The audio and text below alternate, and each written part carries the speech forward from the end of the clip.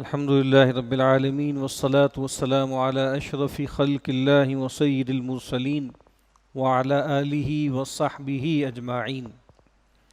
رب اشرح لي صدري ويسر لي أمري واحلل عقدة من لساني يفقهوا قولي. اللهم انفعنا بما علمتنا وعلمنا ما ينفعنا وزدنا علما. اللهم لا سهل إلا ما جعلته سهلا وَأَنْتَ تَجْعَلُ الْحَزْنَ إِذَا شِئْتَ سَهْلًا آمین یا رب العالمین۔ کتاب ریاض الصالحین میں آج ہمیں جس باب کا مطالعہ کرنا ہے اس کا عنوان ہے احتمال الاذی، اذیت کو برداشت کرنا، اذیت کو جھیلنا۔ یہ ایک مختصر باب ہے جس میں قرآن مجید کی 2 آیات، ان کے کچھ حصے ہیں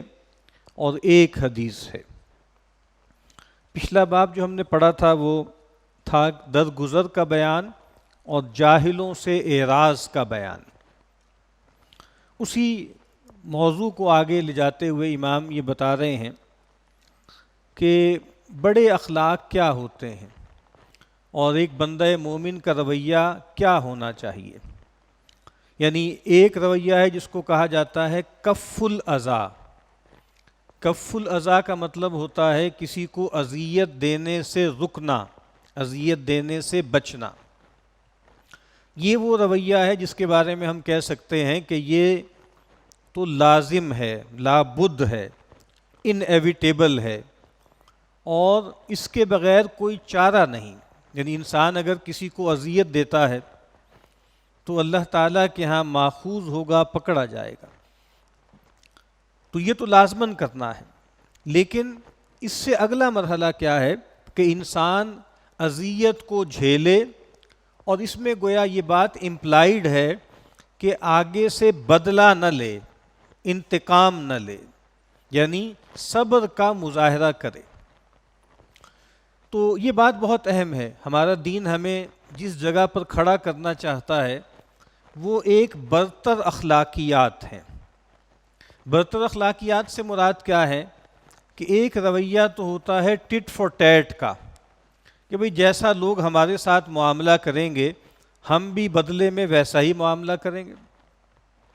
اور جیسے کہ ہم قرآن مجید میں اور احادیث میں پڑھتے آئے ہیں کہ حدود کے اندر رہتے ہوئے ضابطے کے مطابق بدلہ لینا، انتقام لینا وہ جائز ہے، اس کی اجازت ہے۔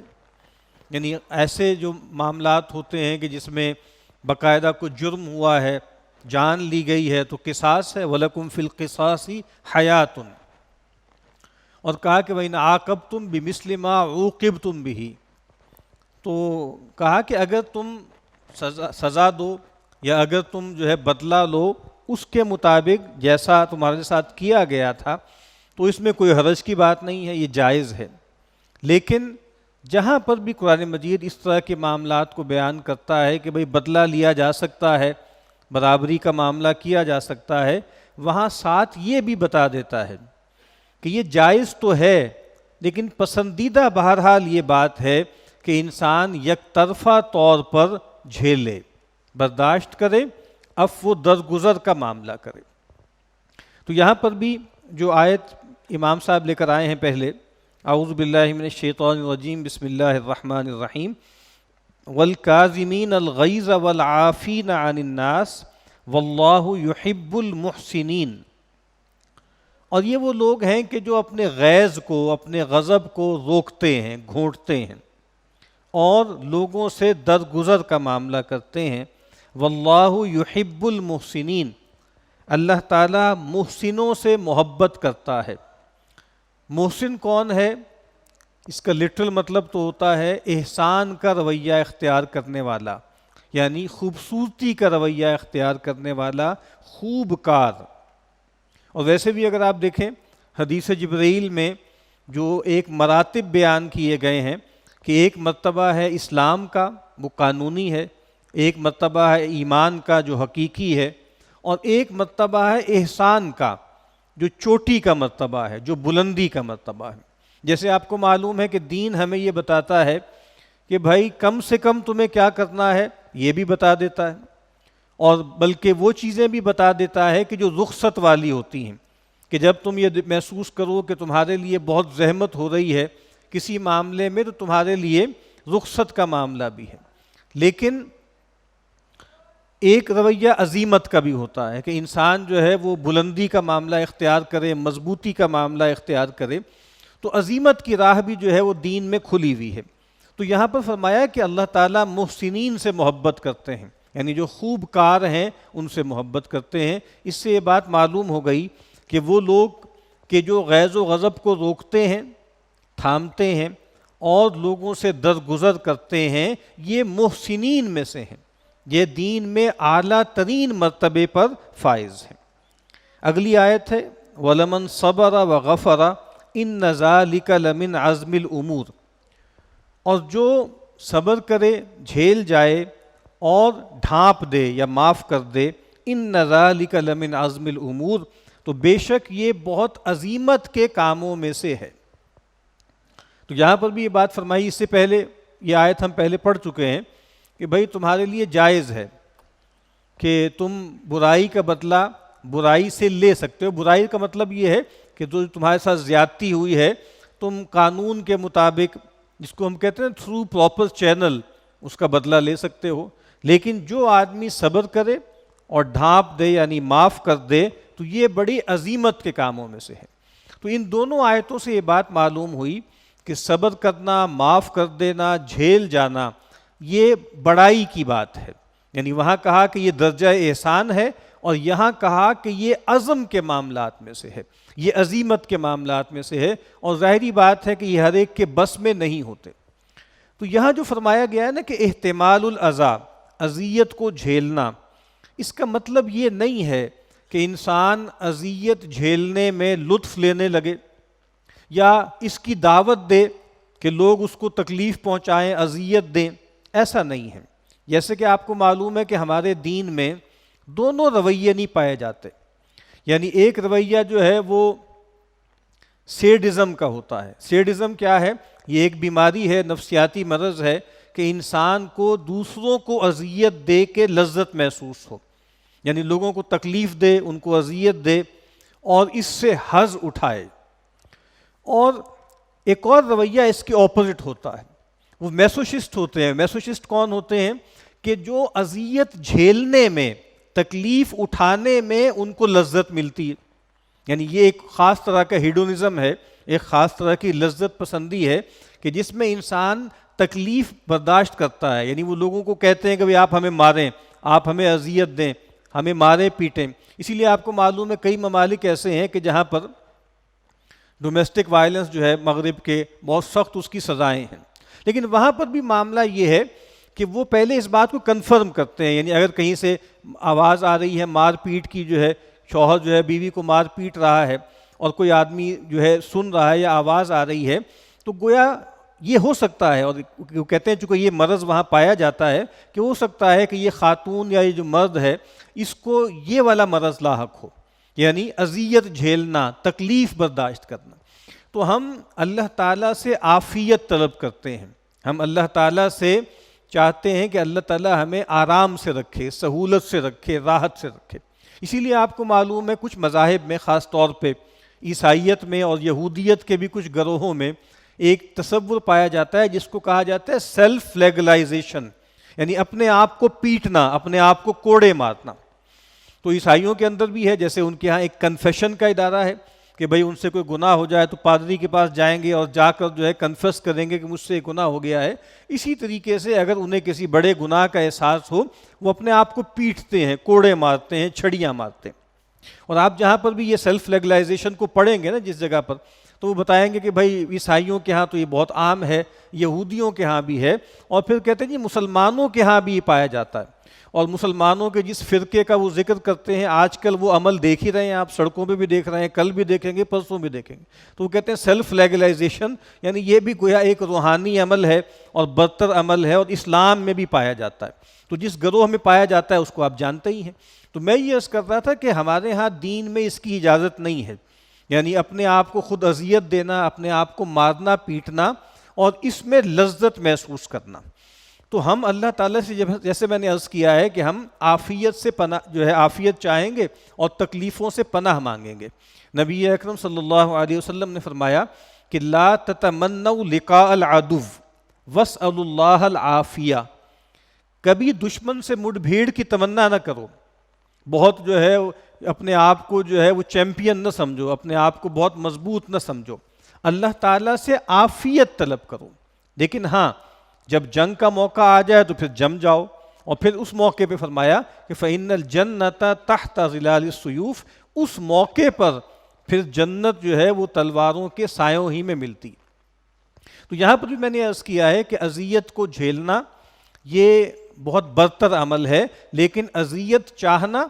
یہ چاہنا کہ انسان جو ہے اس پر تکلیفیں آئیں۔ اسی طرح ایک صاحب دعا کر رہے تھے، اللہم انی اسألک الصبر،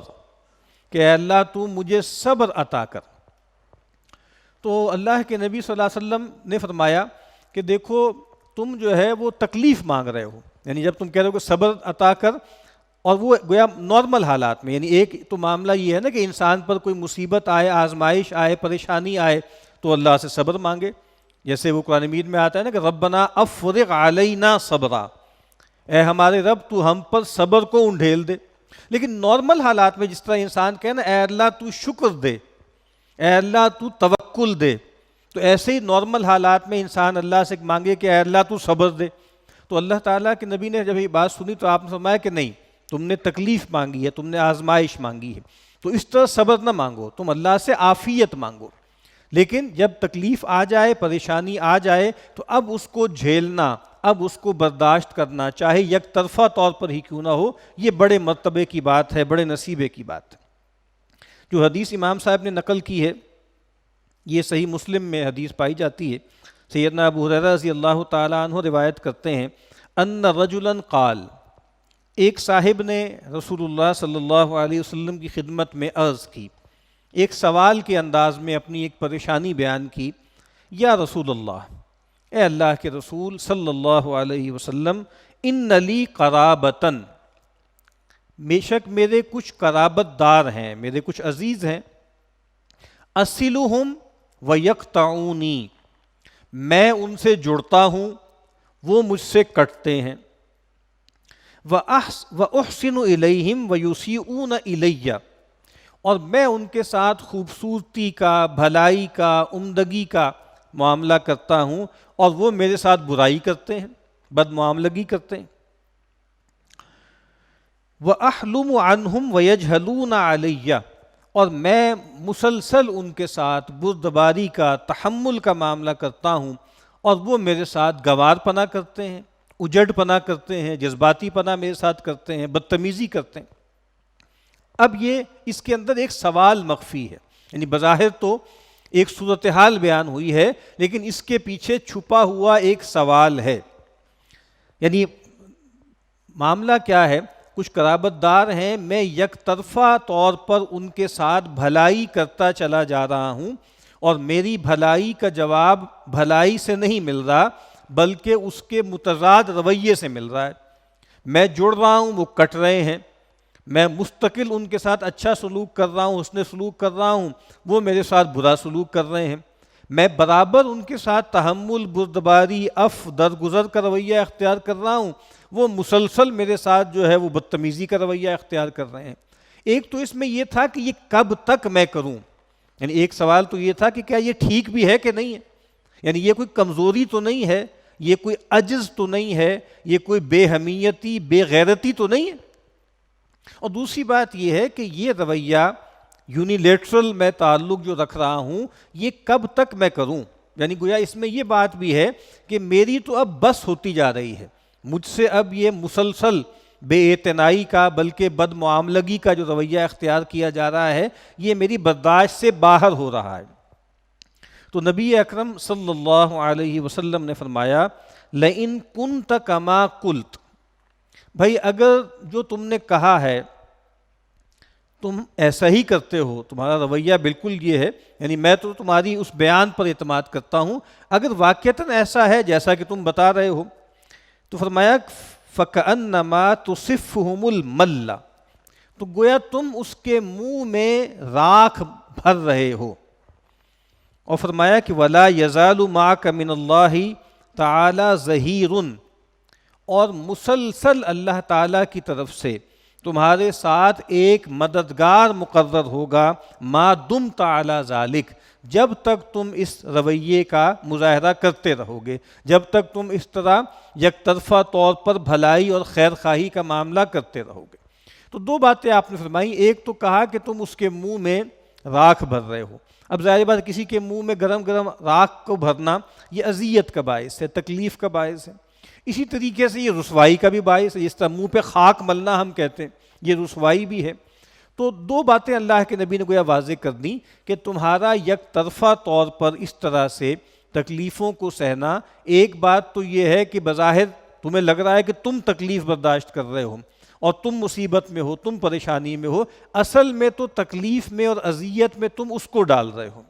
اور دوسری بات یہ کہ تمہیں ایسے لگتا ہے کہ جیسے تم ذلیل ہو رہے ہو، تم چھوٹے پڑ رہے ہو، تم ہلکے پڑ رہے ہو، بدلہ نہ لے کر۔ کہا کہ نہیں، اصل رسوائی اس کا مقدر ہے جو تمہارے ساتھ یہ سب معاملہ کر رہا ہے۔ اور فرمایا کہ اللہ تعالیٰ کی طرف سے گویا ایک فرشتہ مقرر رہے گا،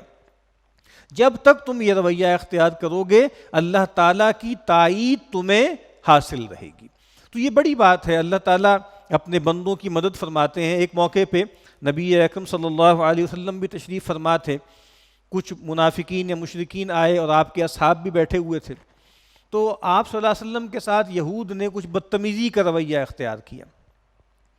تو رسول اللہ صلی اللہ علیہ وسلم بھی خاموش رہے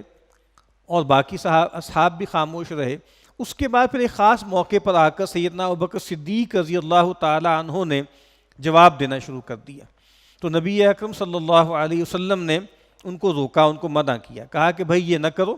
اور کہا کہ جب تک تم خاموش تھے تو تمہاری اور ہماری طرف سے فرشتے مدافعت کر رہے تھے، فرشتے جواب دے رہے تھے، تو جب تم نے خود ترکی بترکی جواب دینا شروع کر دیا تو وہ فرشتے یہاں سے چلے گئے۔ تو گویا یہاں پر بھی یہ بتایا کہ جب تک تم یک طرفہ طور پر بھلائی کا، خیر کا معاملہ کرتے رہو گے تو اللہ تعالیٰ کی طرف سے تمہارے ساتھ ایک فرشتہ مقرر ہوگا، ایک مددگار مقرر ہوگا جو تمہاری مدد کرے گا۔ اور جیسے کہ آپ کو معلوم ہے کہ صلہ رحمی کرنا، خونی رشتوں کو جوڑنا، یہ بہت بڑی چیز ہے۔ اسی لیے اللہ کے نبی نے فرمایا کہ لیس الواصل بالمکافی، وہ شخص کے جو برابری میں رشتے جوڑتا ہے، کہ کوئی آپ سے جڑتا ہے آپ بھی اس سے جڑ رہے ہیں، تو کہا کہ اصل میں واصل وہ نہیں ہے، اصل میں حقیقی معنوں میں صلہ رحمی کرنے والا وہ نہیں ہے، وہ تو بہرحال برابری کا معاملہ کر رہا ہے، ٹھیک ہے، اچھی بات ہے، گناہ سے بچ گیا، قطع رحمی کے گناہ سے بچ گیا، کوئی اس سے جڑتا ہے وہ اس سے جڑے۔ لیکن آپ نے فرمایا کہ وَلَٰكِنَّ الْوَاصِلُ، حقیقی واصل تو وہ ہے الَّذِي اِذَا قُطِعَتْ رَحِمُهُ وَصَلَتْ،